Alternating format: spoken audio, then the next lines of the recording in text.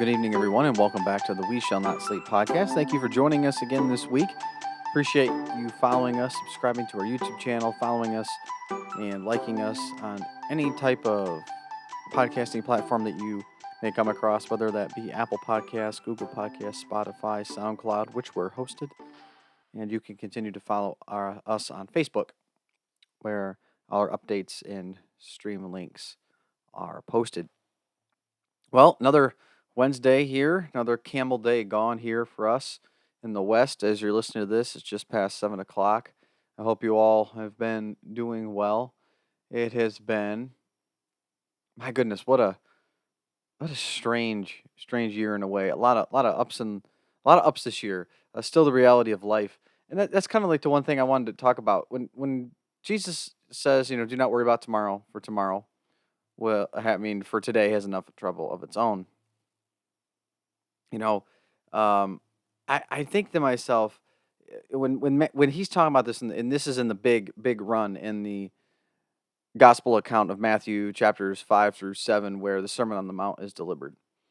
And I mean, it's so funny. We fight, we crawl, we scratch our way to our own sort of worldly, lived-in wisdom, and we get as far as the Bible that was stitched together over a very long time, over 2,000 years. It has been a source for in literature and wisdom and God's knowledge for us here and in Christianity. Obviously, the Old Testament was written much longer ago than that.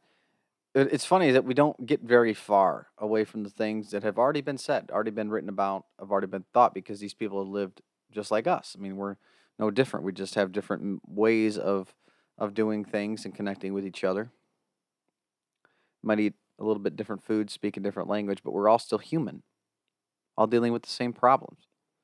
Now, I doubt that Moses and Abraham worried about their golf swing like I am sometimes, but I'm sure they did something to blow off some steam.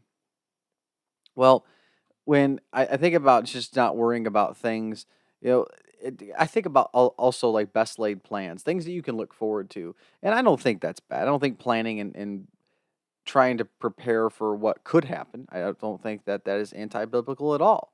Because worry is about what's in your control and putting yourself in a position where you can't control it. I can control how I will respond to situations, I can control how I will prepare. If God gives me the ability to take some paid time leave, some PTO, and I go on a vacation, but I don't pack anything, I don't take any money, and I don't to have a way of communicating with people, I'm not going to blame God for when I have some troubles on the road. But what I find myself when you worry, it's worrying about all the things that you can't control, about other people, about what may or may not happen. You're starting to put yourself in the role of God. That's where I've always found where worrying in the past truly had an impact on my life, because a lot of people talk about anxiety. A lot of people talk about having like this nervousness, this thing that kind of cripples you.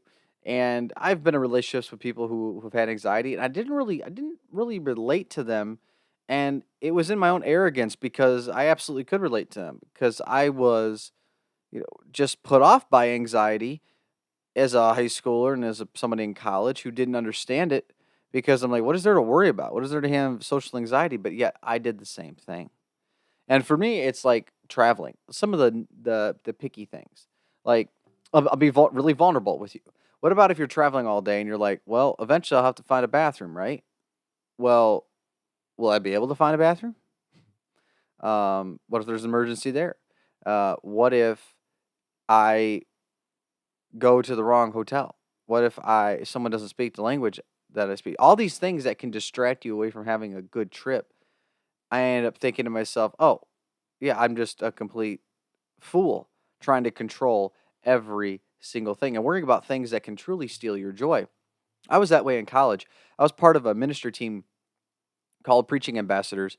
It was a 100% alumni funded ministry that gave students who were in ministry a chance to preach at churches that supported the college.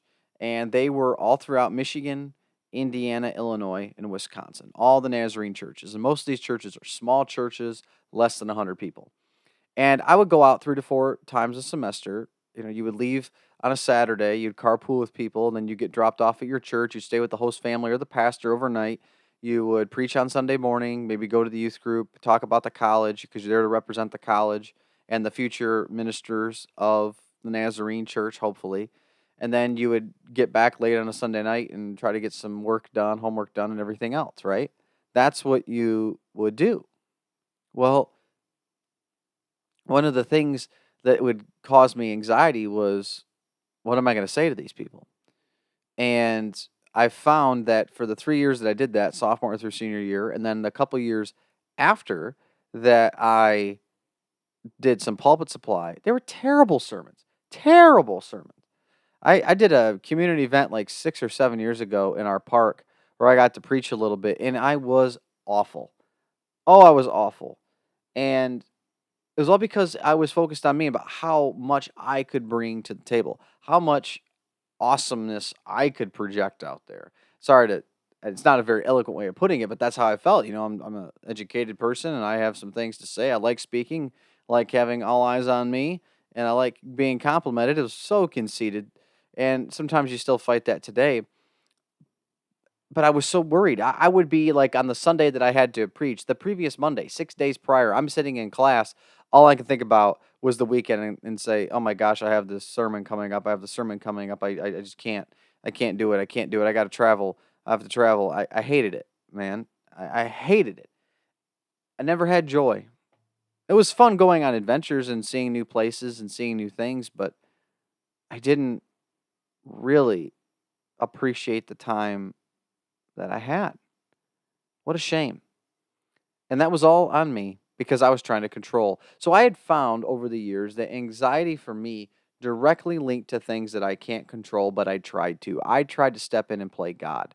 The things that I could control, my own responses and reactions to things, my own preparation. Well, you might be nervous if you had never prepared the sermon. You might feel guilty, but to pass that off as anxiety and think that I needed some sort of grace or mercy, no, it's 100% on me. It wasn't until I actually became a pastor and God used those times when I was leading a young adult group called Immersion at my former church, Jack's Naz, that I started to calm down a little bit. And when Eric, who's been on the podcast before, called me, I wasn't nervous at all when I preached down there for the first time. I remember what I preached about. I preached about the story of the prodigal son and how Christianity cannot be a life of convenience. And if you think it is, then you certainly don't belong in the church, because if you're going to make it all about you and when it's convenient for you, then that's not a way to that's the different religion. That's not Christianity. And it was well received, but I wasn't nervous at all. I wasn't filled with anxiety. So I'm wondering, for those of you who do, and I'm not saying that this is going to be 100% certain for you as well, but let's say that you worry about things constantly. You do struggle with anxiety. These things that for you that rob your joy, that constantly keep you thinking about other things, stealing the moment. So when you're with your kid or when you're with your loved one, you're not present because you're worried about all these other things. Just remember the words of Jesus. He says it. Do not worry about tomorrow, for tomorrow has enough trouble of its own. Well, so does today. We haven't even gotten through today yet. And the fact that this was said 2 millennia ago still rings true today. I want you to start finding a pattern that if you find yourself struggling from anxiety, where are you putting yourself in your own life? If you're a Christian, if you at least honor God in some part of your life, if He's supposed to be the person and the being that knows you the best, knows everything, and knows how to best run your life, and you're starting to get anxious, where are you putting yourself in the pecking order? Are you telling God what's going to happen? Are you dictating to Him how things should be? Just want to start finding some of these things. Like try to find this potential pattern here. And I think you'd be surprised that as soon as you just stop letting go, the cure for anxiety, Matthew 6, just don't worry. Don't worry about it. Do not worry. Just get yourself out of the moment. Distract yourself. Find another activity, something that takes your mind away from maybe the silence, maybe the worry. Just try it. I know that sounds really strange because the Bible itself just says stop. And that starts with not idolizing yourself, not putting yourself above God. I hope this helps. Thank you so much for listening tonight. May God bless you. May God keep you.